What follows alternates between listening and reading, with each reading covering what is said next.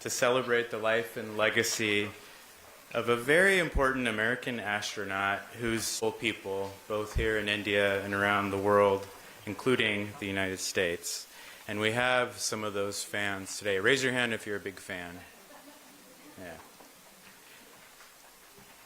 So let's put our hands together to officially welcome astronaut Sunita Williams.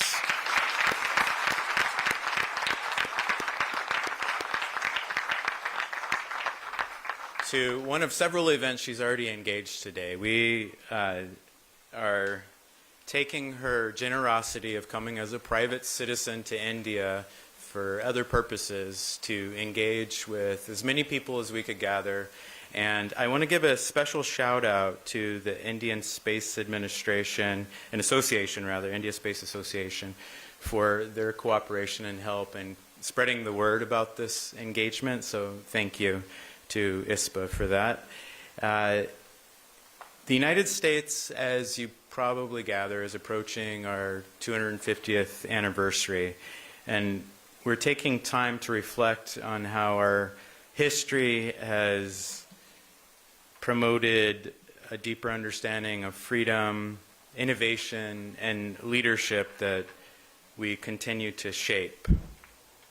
And we think that there are few domains that better capture our new campaign entitled Freedom 250 than the spirit of space, where American ingenuity has consistently expanded the frontiers of science, security, and economic opportunity. From the Apollo era to the International Space Station, and now to Artemis, commercial space flights, U.S. leadership in space has demonstrated what is possible when humans and technology meet through excellence.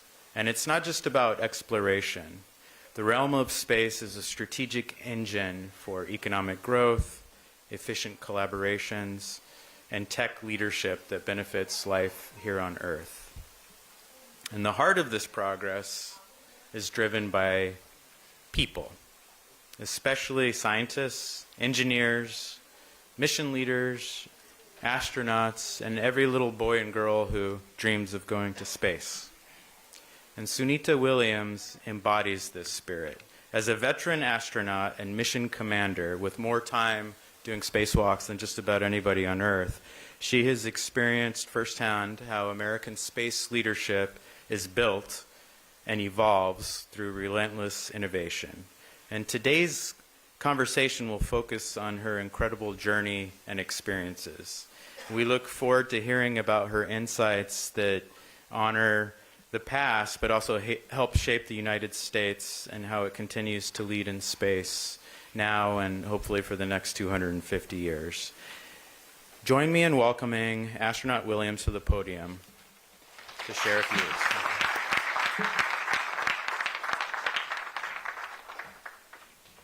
Wow, very humbling to be here. Thank you so much for everybody filling in. Oh my gosh, this auditorium is full. It's a little bit crazy. I am so honored to be in the home country of my father. I just came from the home country of my mother in Slovenia, so what a nice little world tour to say thank you to so many people who are cheering for us. Hold on for just a second. Well, we can jump into it. It's okay. I'll come back.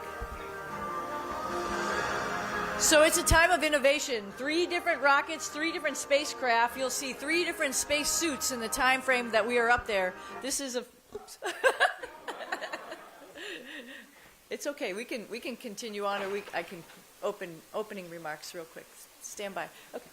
All right. We'll rewind. And this is part of my, I think my life is adaptability, right? So something that starts off as a meeting, turns into a video, then to stop, it's okay. It's 8 days, 8 months, 9 months, whatever. It's okay. We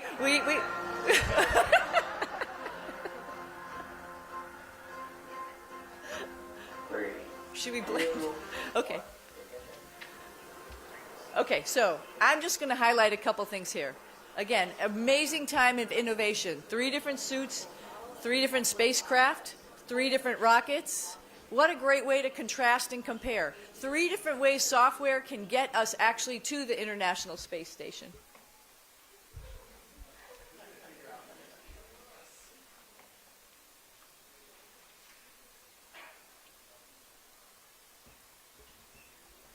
An amazing time in this time frame of innovation. So we are, as Mika said, we are. What should we do?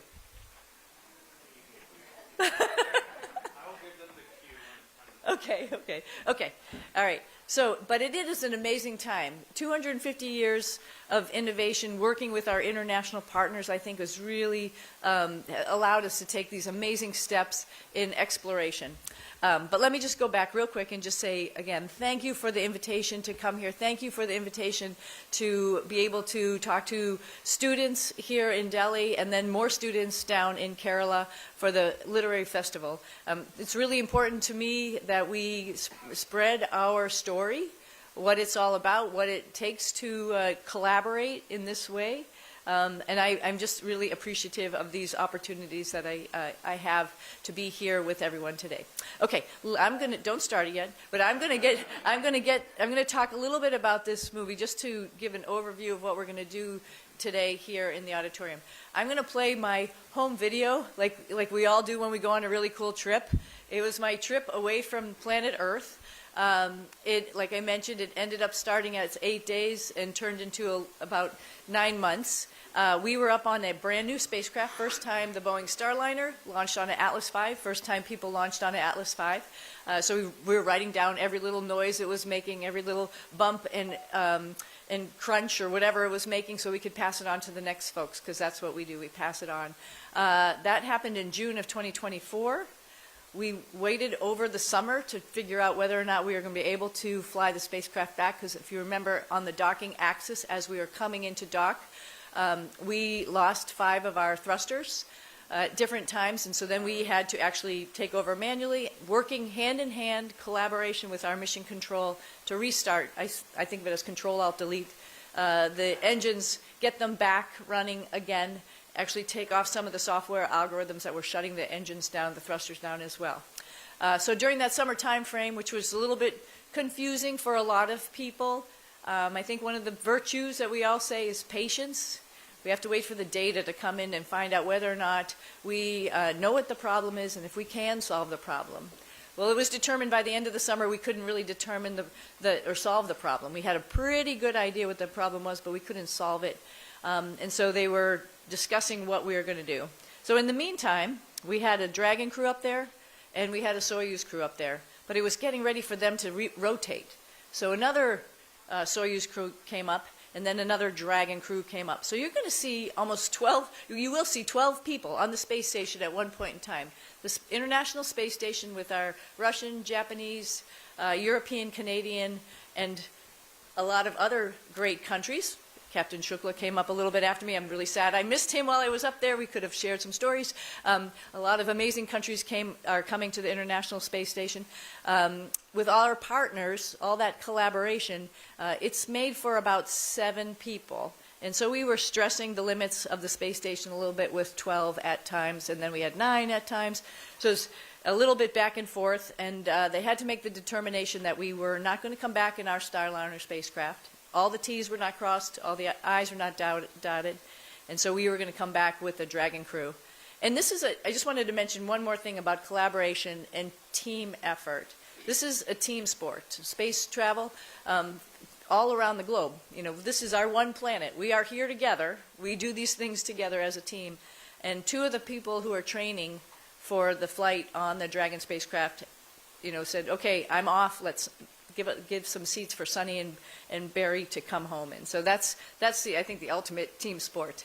Anyway, so that's how you'll see the Dragon on the far right of the screen. That one came up with only 2 people. So that's a little bit different than the normal Dragon, which has 4 people, which Captain Shukla was the pilot of, as a matter of fact, for Axiom 4.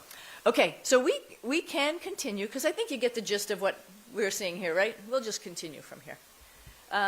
I was mentioning 3 different software programs to get there. For us, it was about 24 hours, the ride to space. Soyuz was about 6 hours, and about 20 hours for Dragon. Starliner docking to the space station. This was a very good day. Very happy about that. Soyuz getting ready to dock, and then Dragon coming in for the docking. Different months. A day of good hair. That's why it was a good day. And other things. Very happy to be on the International Space Station. You can see that hatch right there is in the very front of the space station. We had to clear that hatch to get our friends to come back to take us home. This one was a Russian, and then back to that front hatch where the Dragon crew came in and was getting ready to take us home on their spacecraft. Lots of traditions. You see the bell there for each of the spacecraft as they arrive. This was a Navy tradition as we started the space station. So lots of tradition in this collaboration together over the years to build and work on this space station. And we can increase the volume. Experiments are constantly collecting data. We're constantly trying to answer questions. Usually that leads to more questions. The focus of the question, though, is what happens when you take gravity away? Because it's such a strong force, it masks lots of the nuances in different things that behave around us. Understanding those nuances helps us understand more about ourselves as well as the universe and how we interact with it. So we look at medicines, we look at materials and making new materials, we look at how we behave so that we know how medicines might interact with us or how to counteract diseases. You name it, we're doing research on it up here. We've had opportunities to do all sorts of science, spacewalks. It's varied and pretty awesome, actually, opportunity to do something different every single day. The signs of opportunity happens anywhere there are people thinking about advancing our knowledge, and the same thing happens on space station. We have companies, universities, students all flying these astrobees around at different times. Some of them are actually even grabbing onto other pieces that we might have floating around, and that might help us clean up space debris. We have a tray right here that does some combustion experiments, right on the other side of which is a glove box where we've done some stem cell research as well as DNA sequencing. And there's an airlock where it can take payloads out of the space station, and those could be Earth observation satellites, they could be launchers of other microsatellites, they could be doing all sorts of amazing stuff. The mission of the space station, the scientific exploration, is something that we deeply believe in, and its ability to make a positive impact for all of humanity. So we had a lot of science that we were doing up there, but we also have to fix some stuff. We're our own maintainers, our own IT guys. So we had the opportunity to actually go outside and do a couple spacewalks to fix some pieces of equipment. So you get an idea of what the suits look like, what the gloves look like, which requires the tools, the innovation for the tools to be able to work outside. This is taking a next step as we're getting ready to go back to the moon with new spacesuits and new ways of operating as we're walking around. Mass astronaut Vic Haig, you see floating off just past that left hand of his. Those are the wedge-shaped nicer patches that he'll be inserting into the nicer experiment, the X-ray telescope. So some of the equipment is parts and pieces, and then other parts of our experiments that are outside. Which will work with the different canisters to collect those microorganism swabs. So on our second spacewalk, we found that things do live in the vacuum of space. Some of it is obviously from us as air vents that are leading to the outside, but things can live outside the vacuum of space. Makes you wonder about what's next, right? Meanwhile, I was on the robotic arm. Nick and Don drove me over to where there was a piece of equipment. Space station's over 20 years old, so some of the stuff is a little outdated. So we had to get this radio frequency group, undo it, and then bring it back inside so we can fix it and put it back outside. I don't know if you see the crowbar there, but sometimes the best solution is very elegant and simple, just a crowbar to get that released. While we're up there, of course, we are our experiments, right? So bone density, muscle mass, those are things that we have to worry about. So we work out with the advanced resistive exercise device. Take a look how big these machines are, though. The treadmill, and then the bicycle. So if we're thinking about taking that next step on a smaller spacecraft, how are we going to integrate all of these pieces of equipment into a new spacecraft? This is another area of advancement. Why? Because we eat a lot. That we're going to enjoy on Thanksgiving. It is a feast. We've got Brussels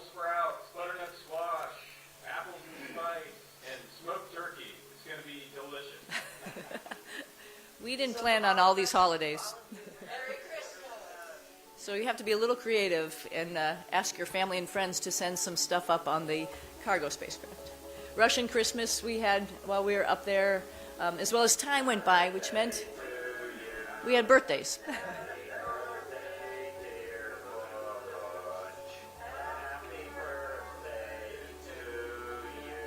We're not the best singers, but we can make space cakes.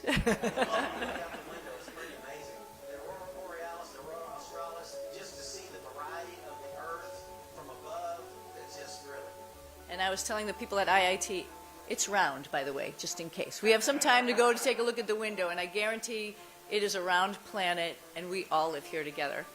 Unfortunately, all good things have to come to an end, and we had to come home. So we come barreling back into the atmosphere. This is the plasma around our spacecraft as we are looking out the window. Good window technology. As we come back home, which will be even tested further with the Artemis 2 mission. We'll see how that goes. And then different ways to come home. It took us about 17 hours to come home. This is our spacecraft right here. Slowed down enough for 2 drogue chutes, then 4 main parachutes. Versus Soyuz, which is about 6 hours with just 1 main parachute. And then Starliner, when it came back, 3 parachutes and airbags. So different combinations of landing capabilities to get back to planet Earth. And splashdown. Crew 9, back on Earth. That was another good day. I'm not going to say I felt good, but it was a good day. On behalf of SpaceX, welcome home. This is called a soft landing out in the steppes of Kazakhstan with some soft landing jets as well as seats which have shock absorbers. But it's not over till it's over, and we really get home to our families. So on Dragon, we are on a ship, and we get on a helicopter, which takes us to an airport. We get on a G5 and takes us back to Houston or wherever our families are. Dawn, on Soyuz, the same thing. Helicopter to an airport in Kazakhstan, and then back home. A comet here. We saw 2 comets while we were up there. Talk about being the right place at the right time and not the wrong place at the wrong time. 2 comets as they went around the sun. We saw amazing aurora. I can't be happier with a better flight, which a lot of people, I think, felt that we were at the wrong place at the wrong time. I would say the right place at the right time. Thank you.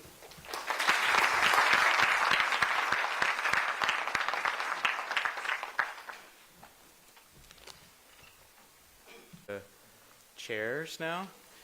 And while we're doing that, I want to just ensure that you know who's joining Sunita on stage. Our Counselor for Education and Cultural Affairs, Donald Maynard, is with us.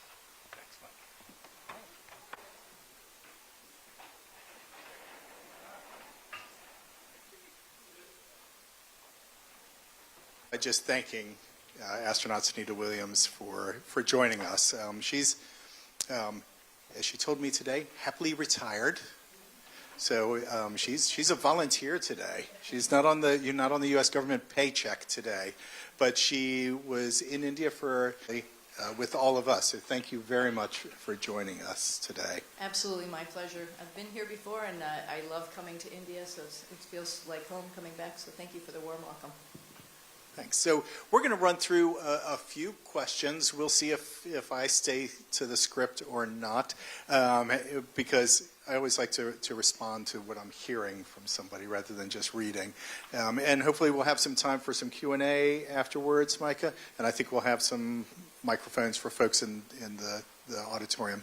So, Sunita, if I may, again, thank you for joining us, and I'm at a loss for words after watching that. It's one thing watching these space explorations on television and being amazed at the technology, but having the person here who was up there and watching your hair, if nothing else, you know how to steal a scene.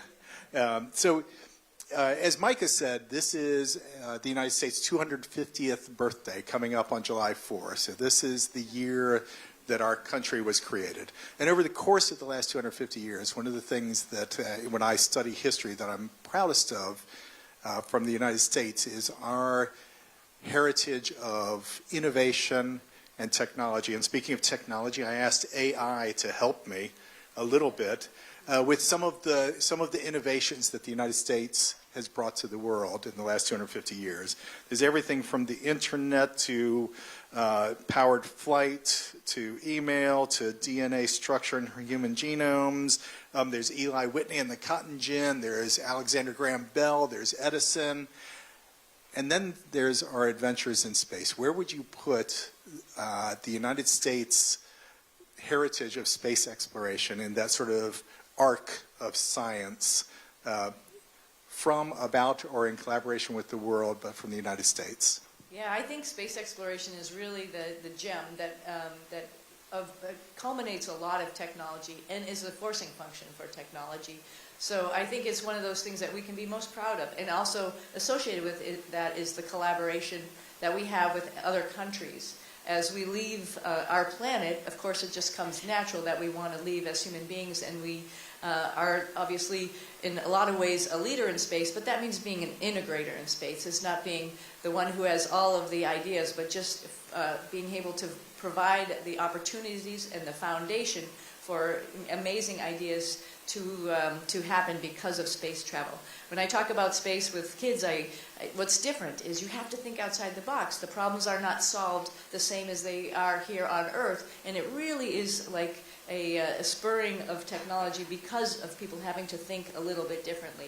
And that allows us also to be, like I mentioned, the cooperation. So I can only imagine where the next 250 years is going to lead us. I think the imagination is really the only limit. Well, and I'm glad you mentioned talking to kids, because I know Micah earlier was talking about dreaming about walking on the moon when he was a kid. I was talking with Sunita earlier, saying that when you find those moments when you realize you and another person were somewhere else in the world doing the exact same thing at the exact same time. She and I, sorry, I'm going to admit to my age here, we're both sitting in primary school classrooms in 1969 watching a little television probably brought in by somebody's parent, because the schools didn't have TVs back in the 60s, folks. I'm sorry to tell you this. And there were no smartphones. And she and I at the same time were watching the landing on the moon. And I mean, it just chills down your spine when that happened. But tell me this. When did young Sunita first think, I want to do that? Well, I was, again, watching on the black and white TV, which you, by the way, for the young guys out there, you have to go up to the TV and turn the channel, right? There's no remote control. So, of course, our parents probably made us do that, right? Instead of I was the remote control in our house. Remote control, right. And so, I saw that and I thought, wow, that is really amazing. That is great. That is cool. But I would never be doing anything like that. And for me, my perspective as a child was more the fun shows that came out of that, right? Lost in Space or Star Trek. I'm a Trekkie, not a Star Wars guy, by the way. I don't know. I know this is always a controversy with a lot of people, but I'm a Trekkie and watched in the beginning when William Shatner, a long time ago, and just sort of looked at it from that perspective. I, focused on school. I was a student athlete. Never really thought about going to space. My father was a doctor. My mother really loved animals, so obviously I was a little bit of a people pleaser back then, so I wanted to be a veterinarian, and also I really wanted to be a veterinarian. I love animals. I was looking for schools that maybe would support that when I was graduating from college, and honestly, I didn't know the path. I just thought I had to go there, and I didn't get into that specific school, and my brother recommended the military to me, just sort of offhand. He said, you like camping? You like going into the military? It'll be fine.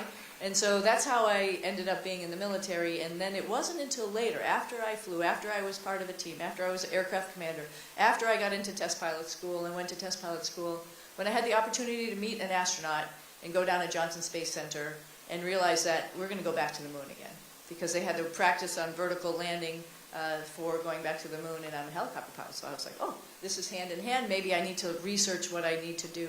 And it's one of the reasons I wanted to come here to talk to students and talk to kids, because I'm just like them. And they don't have to have all the answers at 17 and try to know what they're going to do. They can research their way through life, find what is good and what they are passionate about, and then they'll become good at it. And I was a pretty good helicopter pilot because I loved it. I loved testing aircraft. And like I mentioned, that was the first time when I was a tester that I had the opportunity to even think about going to space.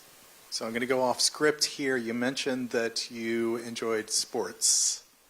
Can you share with the group what you did to kill some of the time on the space station?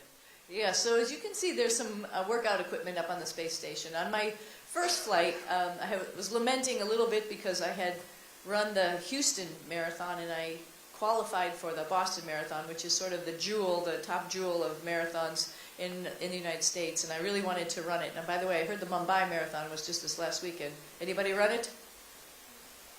Probably because you think it's terrible, and marathons are terrible, and I agree with all of that. And so when I was lamenting a little bit about that, I was like, well, I could run it on the space station as a joke to my sister, and she said, why don't you run it? And I said, why don't you take my number and you run it on the ground? And so we ended up both of us doing it. She ran it on the ground, and I ran it in space strapped to the treadmill, which again was a little bit horrible.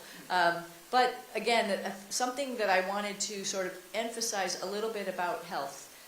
Even astronauts up in space are concerned about their health, and I wanted to project that to kids here on Earth. It's something that we should all be thinking about, not worried about, but thinking about on a daily basis, and providing a routine that helped me with time management and helped me go and do the things that I got to do later in life. And you should talk with Mike, an ultra marathoner over there. He does these bizarre going off to the mountains and running 70-kilometer races. Okay, that's even crazier. Yes. So you mentioned earlier when we were looking at some of those beautiful images that the Earth is indeed round.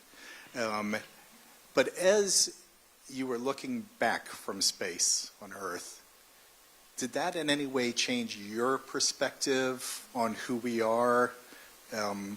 Just in general? Yes, absolutely. I mean, one of the first things you do, I think, when you get to space, I think everybody does this. I might be talking out of turn, but I think we all want to look for our home, like our immediate home. Like I grew up in Massachusetts, my father's from India, my mother's from Slovenia, so I'm obviously looking for these places to call home.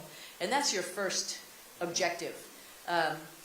Over time, as you're up there for a little while, you know where those places are, and then I was sort of quizzing myself. I would never look at the map. I would just go to the window and say, like, guess what continent this is? And I was getting better and better at it. I think that phase 3, though, was really looking at the planet as one planet. Our planet is alive. Some people think there's just rocks out there, but it's moving. I couldn't see those specific movements, but I could see the atmosphere. I could see the interaction. I could see the seasons.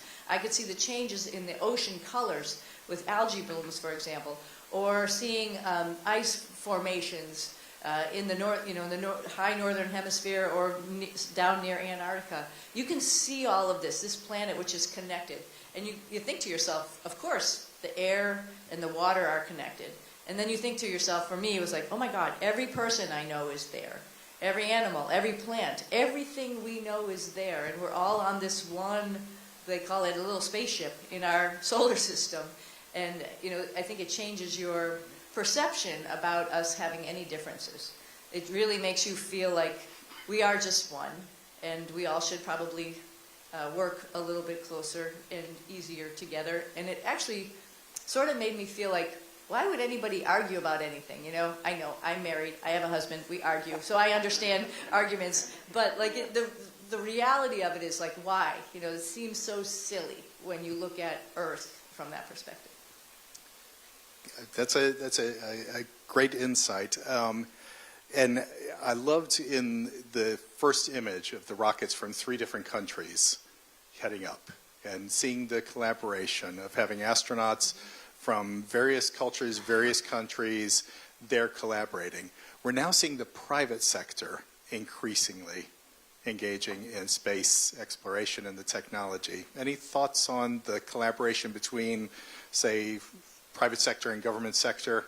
Yeah, I mean, I've been in this business long enough to have doubts from the beginning, right? We had our first space tourist Dennis Tito coming to the International Space Station. Everybody was up in arms, like, oh boy, he might press the wrong button, something bad might happen, all this kind of stuff was going on. And yes, the space station is not made like a hotel. It is made like a laboratory. So there are some dangerous things there, but we can train people. We're smart. Human beings are smart.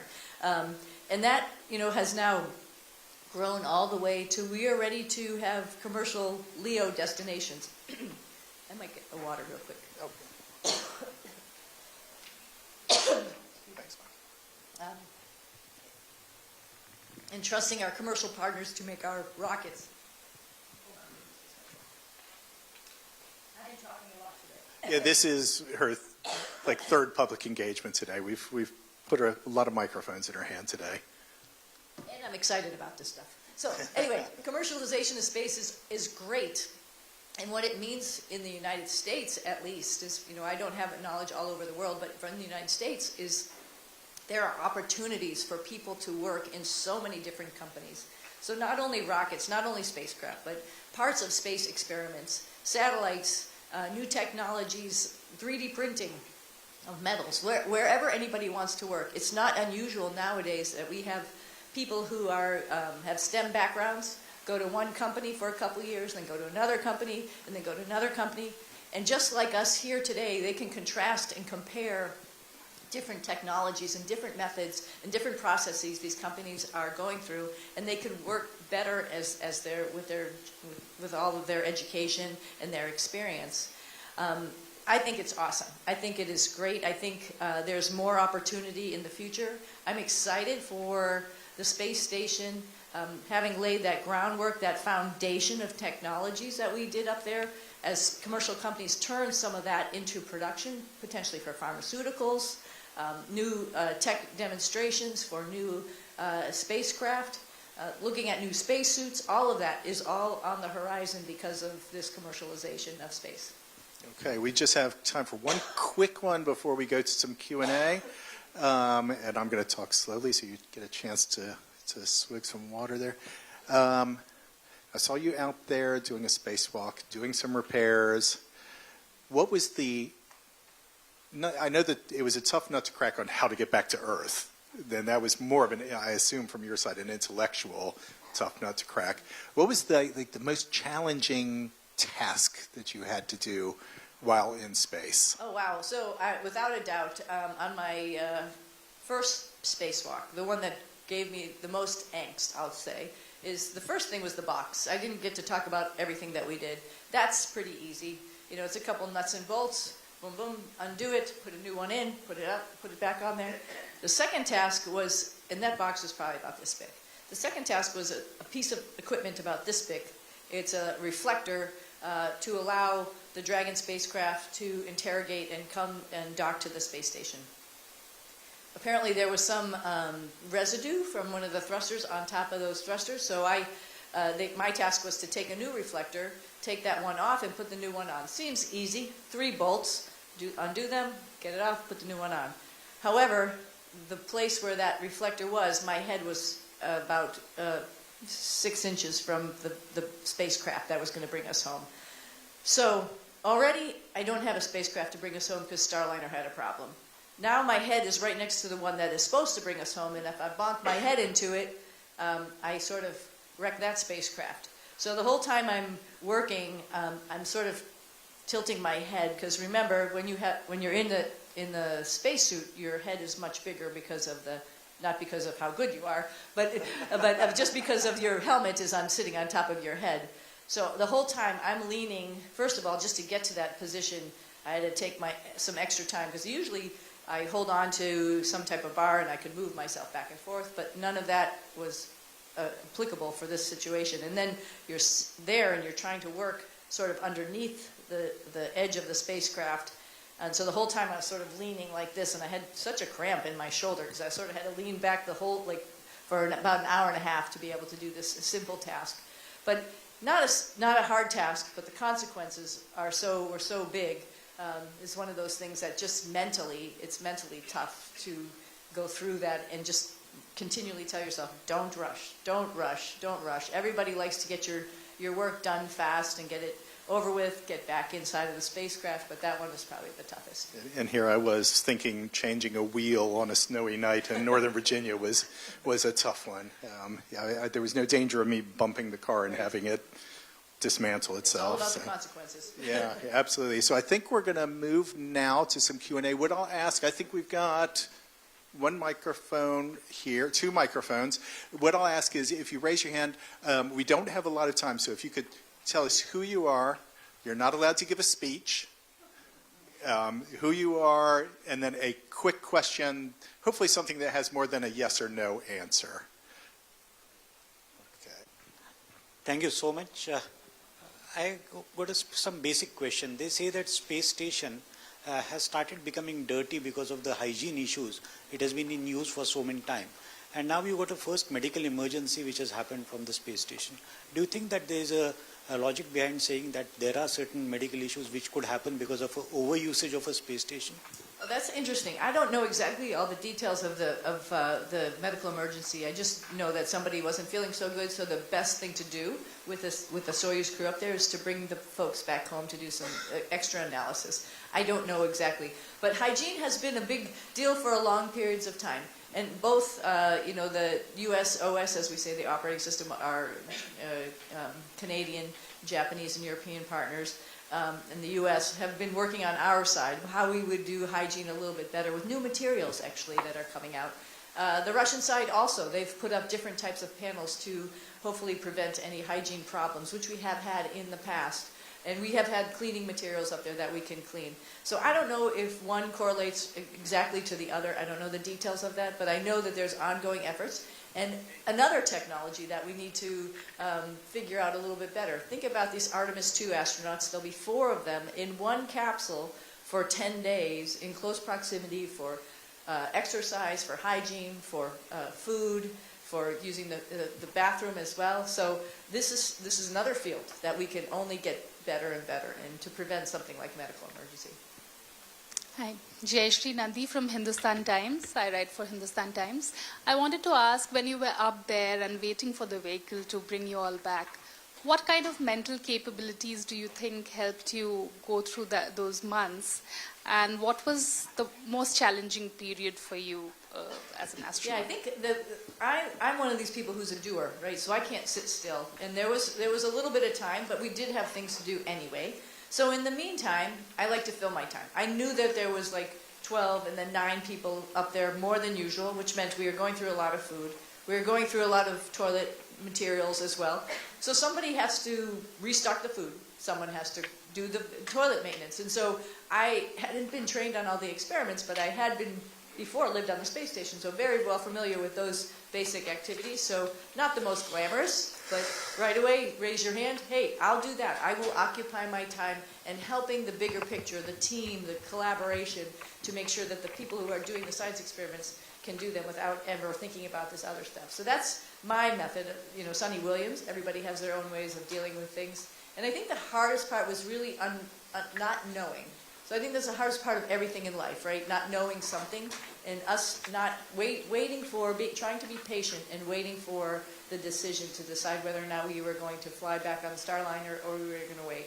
Once that decision was made, we knew we were there for 6 more months because spacecraft are expensive. We're on a regular rotation, and we knew we would be coming back with the next crew. I think we have a microphone all the way in the back. Hi, I'm a researcher in outer space policy. My name is Dr. Martin Jha. I have a question that climate critics often, criticize that the lot of emissions that come out from rockets is actually polluting the Earth. So on the question of, gelling the climate sustainability with space sustainability, because space is also, global commons, how do you see this question? That's a great question, and I think, I don't know all the numbers, honestly, for that either. Yeah, rockets are big. My sister's impression when I asked her about what it looked like when we launched to space on my first mission on a shuttle, she said, there's a lot of fire. It was nighttime, so she was impressed. And so there is a lot of, chemicals that are burning, as the rocket engines are going. So yes, that is a factor. We do need to think about that. We need to think about potentially cleaner propulsion. And I think that is another aspect of space exploration that we need to look into as we're getting ready to leave low Earth orbit with big rockets. So, there's so much to do. when I was a kid, I thought everything was invented and discovered. Oh my gosh, how wrong I was. So there's lots to do. Good afternoon. I'm Lieutenant General A.K. Bhatt. I'm the Director General of the Indian Space Association, primarily dealing with private space. And I want to tell you, and it brings out the emotion in India when you were up there. One day I got a call. It was 1 month and you were there, not come on the scheduled time. And I get a call from an old granny up in the Himalayas. She hardly knows anything about space. And he says, well, Sunita Williams is there. Is she coming back and when? I said, don't worry, she will. And then next thing to me was, why don't you tell ISRO to send a spacecraft? So this is basically reflects the emotion which was there in far corners of India for you, who represent the world for us there, and of course India, and Nari Shakti. Thank you. Thank you so much. Thank you. You know, like I mentioned when I first stood up here, it's really humbling to be here in India, and I really wanted to come here. I'm going to a book festival, literary festival, which is really important to me, but I wanted to come to Delhi just to express my thanks to so many people who were praying for me and my crewmate Butch Wilmore to get back safely. And it's understated to say thank you, honestly, because I think my biggest impression, which I mentioned earlier today, is like people are nice, people are good. And we forget that sometimes by the distractions of life, because we argue about, you know, this or that, religion, politics, blah, blah, blah. But we're all people, and we care about each other. And that was like one of my biggest lessons learned. So thank you for bringing that up. Thank you. I think we have one just here. Deepak Maheshwari, Senior Policy Advisor for Center for Social and Economic Progress. So my question is, when you were up there for such a long time, what type of variations did you bring about in your own daily routine, whether in terms of food or exercise or other type? I mean, we did see, of course, you doing exercise just now, even in the video, but beyond that also, what type of things? And do you have any plans to publish any sort of a diary or something like that, your space diary? I did write a journal while I was up there. It's one of the things that I did on a weekly basis, but it wasn't just one day. For a week, as any journalist here in the room knows, when you're writing a story, right, you have to get all the data. So every week I would take pictures of my crewmates inside of the space station, because my crewmates took some amazing pictures of outside of the space station. The ones that you saw here were primarily from my crewmates, because they were really good photographers. So I thought my mission is I'm going to take action pictures of what we're doing and try to understand all of the experiments and write about it. And I wrote a journal every week on what we were doing up there. Potentially I might put that all together. I really wanted to bring it up though, because I read a couple not too long ago and they're pretty good. I will say so myself. But the reason I say that is because I had that time, I had that focus. I was not distracted by things. I don't think I could write like that today on Earth. I wasn't distracted by all of these things in life that are going on, and it really allowed me to do some quality work. And I also put that back on the crowd and anybody else who's listening. If you can at one point in time stop with all the distractions of life, put the phone down, and just really concentrate on what you're doing, I think you'd be surprised how much us humans can do. And I'll come right to you in just a second. One quick question that popped into my mind. During that long time on the space station, I saw the birthday cakes. I saw the Thanksgiving meal that you had. What meal were you craving that you wanted to have when you got back to planet Earth? Okay, yeah. So, not Indian food, only because it was sent to me. I was asking about it, like, man, I wish I had some Indian food, because my prior missions I had Indian food. And lo and behold, one of the spacecraft came up with a couple boxes of beautifully colored Indian food. I know some of you are like, oh, you're eating Indian food out of a bag. That's terrible. I know it's not the way my mother would have cooked it, but it was still pretty good. And I got to share that with my friends, which was great. But what I did really crave was a good bread. My husband makes fresh bread. And so when I came back, and one of the things my father always ate as he was crossing the ocean on, I think it was the QE2, didn't know what to eat as a vegetarian, so he started to eat cheese. So when he came to America, one of his go-tos was grilled cheese, because he was like, I don't know what these Americans are eating. I think I'll just stick with my cheese. And so sort of as an ode to him, as well as I just love grilled cheese. With my husband's fresh bread, my first meal back was a grilled cheese. I'm just going to say, now that you're not a government employee, that Zomato sponsorship for a delivery of an Indian meal, There you I'm go. just going to say, there might be a future in that. There was somebody just over here. Yes, sir. Hi, ma'am. Thank you. I'm Shakti Kumar, founder and CEO of Orbitate. Orbitate is actually, we are the first Indian company working on RPOD, life extension for the satellites. Especially we are working on RPO and docking and all those things. The debris is actually a major problem in that space ecosystem. So you are, and in this video also you are enjoying that, capturing the debris actually. So when you capturing the debris, what are the technical challenges you faced? And another one is when you are docking with the space station, your crew missions. So what are the technical challenges or other alignment problem you faced it? Right, this is a good question. I mean, this is I think something in the future that we really need to look at. We have a lot of space debris up in orbit around the planet. Some other pictures that I have, you can actually see Starlink satellites crossing our orbit. This is new in the last 10 years. There's a lot of space debris up there. So this is a field, actually the company who created those arms is a small company out of Michigan, two brothers and another friend who got together and used their aerospace experience from other companies, came back together to work together to propose that experiment. That is getting proposed, further in the Space Force because it is a problem. So we do need to figure out how to clean up space debris. This could be one way to do it, by maybe pushing satellites, by maybe changing their orbit so they don't decay as quick. There's a bunch of different ways to solve that problem too. It's just waiting for someone to solve it. So it's a good business to be in. And secondly, when you're docking to a space station, right, there's a number of different ways to do that. You can have an interrogation system where I'm talking to you, you're talking to me. You can have it all manually, like somebody's eye is on it with like a periscope. Or you can have, what we had was a vision system.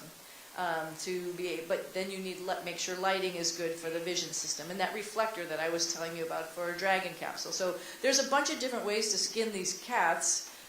They're all getting tested on the space station. The space station is a test bed for all of these new technologies also. So there's so much going on. Another great field. Hello, Sunita. I'm another Sunita from planet Earth. I am a professor of robotics and autonomous systems and mechanical aerospace engineer. I just want to know, you were playing with many robots inside and outside the spacecraft. If there is any emergency, healthcare emergency, would you advise me on the challenges that I should be aware of if I have to make medical robots for space? Wow, that's an interesting challenge. And I think the biggest thing with robots is we have to perfect their repetitive tasks. I think that is the first and foremost. So whatever they can do, if you can have robots that can use hands, and I know that there are some out there. I saw one on a 60-minute special from, I think, Boston Dynamics or Boston. There's a company who's out there doing that. That's an interesting task. Things with hands is hard. Things with vision is also something that's becoming more and more real and used, but something with hands is really difficult. So I was thinking to myself, would I design then a tool that was more specified to that robot versus a hand, that a robot can actually manipulate a little bit better than having to simulate, the robot simulate a hand. So I think when you come to medical procedures, you want something that can do something as much as the hand can do, but it might be a different solution. Good afternoon, Sunita. Here. Yeah. My name is. I think this gentleman was waiting first. Then we're going to let him go. Hi, good afternoon. I am Dr. Dave from a startup called Galaxy. We are launching the world's first satellite, which will have SAR and optical, both the sensors. But my question is mainly on the mental health. So we are the people who live on Earth. We generally have a mental health issue nowadays. It is becoming more and more common. My wife going shopping, a lot of shopping, my kid not passing the IIT exam, my father not allowing me for late night parties, and we go into depression, right? How you handled your mental health and kept yourself positive? Right, that's a good question. We do talked to a flight surgeon. Our flight surgeon, we were assigned a flight surgeon, we have a relationship with that person. So we talk to a flight surgeon once a week. We actually talk to a psychiatrist, psychological support every 2 weeks. And just to check in, and they can actually tell apparently over time and trending if there's something that's going on. And that way, at least you have someone to vent to and talk to. That's a little bit different than the people that you have to live with on a daily basis, right? And then I think another part of their, task is to just sort of get a feel for what the astronauts are thinking. I could talk to my friends and my family. We could have video conferences, and that is really wonderful and convenient, and really makes life go by without feeling like you're missing everything on Earth.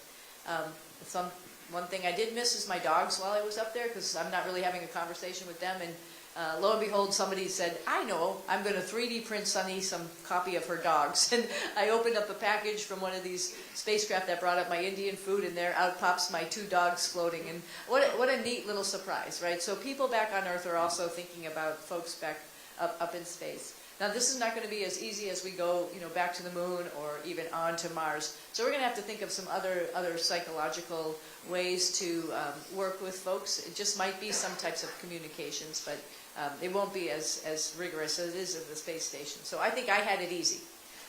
We're going to have to work on that as well. There's so many things to do. Good afternoon, Astronaut Williams. My name is Kunal. I represent Press Trust of India.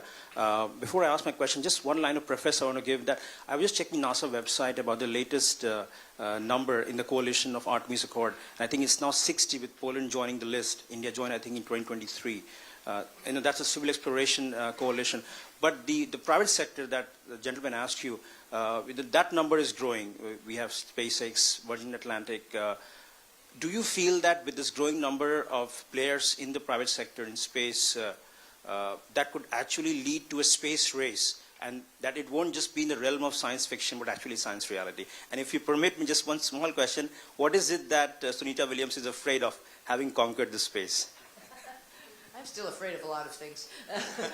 Where I live, there are some bears. I'm a little bit afraid of waking one of them up. They're sleeping right now. I think that's good. So you have to know your place in the universe and in the Earth, and be careful of, respectful of the animals that are around you. A space race. I mean, I think there is a space race going on. I think people have talked about that. There is. We want to get back to the moon. We want to get back to the moon sustainably. We want to get back to the moon to sort of start the conversation about rules of engagement and how we actually work on the moon, how we work together with other countries on the moon. So yes, there is a race to ensure that we do this in a productive, democratic way, just like Antarctica. I mean, it's the same type of thing. We want to get back to the moon so we can all be there at the same time and working together. So just I know we have time for a couple of more questions. I know a lot of you, like the whole room, has questions, and thanks for your patience. But whoever's holding the microphone, use your question judiciously. Thank you. Yeah, so we got time for 2 more. Sir? Hi, my name is Anish Gupta. I work for a technology company in US, and I'm a research scholar in one of the Manav Rachna University in Faridabad. So I just want to bring the focus to kind of an education, but I know you propagate, you drive a lot of initiatives where you interact with students via webinars, calls, and all those things, just to promote the STEM field and field of space, and particularly to women and all those things. What I was thinking was, is there a concept which is in your mind to continue that process via kind of a train-the-trainer process?